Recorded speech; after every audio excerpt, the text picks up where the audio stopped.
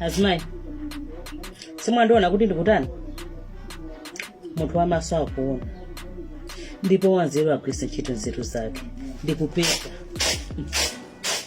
Kupeta mphali. Zimayi amafunika kukhala wosi wa kupeta. Momwe mukandizira. Kupeta mphali zimayi amayenera kukhala wosi wa kupeta. Zimenezi zimathandizira kusunga banja. Kumakhala wosi wa ntchito zako, wosi wa ntchito zapakhomo. Osati kungopenta zala.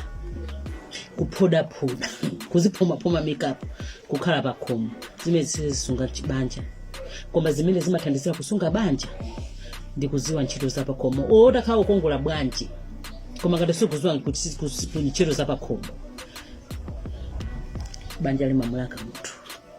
Ntchito zapakhomo, ntchito imodzi mwa ntchito izifunika pakhomo ndi kuziwa kupeta. Azibambo andikuze namakhala ngati ana. Akakumana kunja kunkhani zimene amakambena zimakhala zazi. Ndi pala azibambo ena ndikuti azibambo ana atumsikanga simkuziwa. Amafuna akayisira ngati akazi ake sakupeta iye amafuna apite panja akayisira akapeza mjitu. Akapeza mjitu wopeta. Zako zimadatu. Akazi wa mjitu woziwa kupeta. Woziwa kusintha magiti.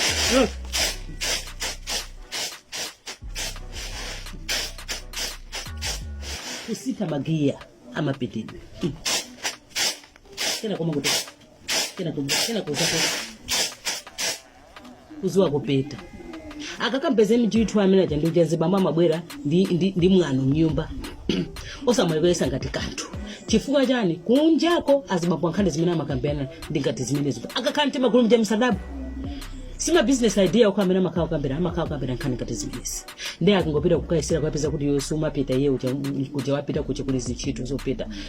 Azimai nyumba makhala mng'ano ukha ndipo isamakwesa kanthu.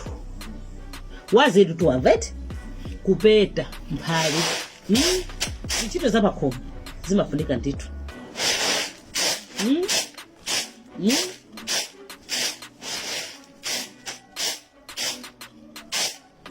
Gavana chichiya kukwezerani mayeso ngati.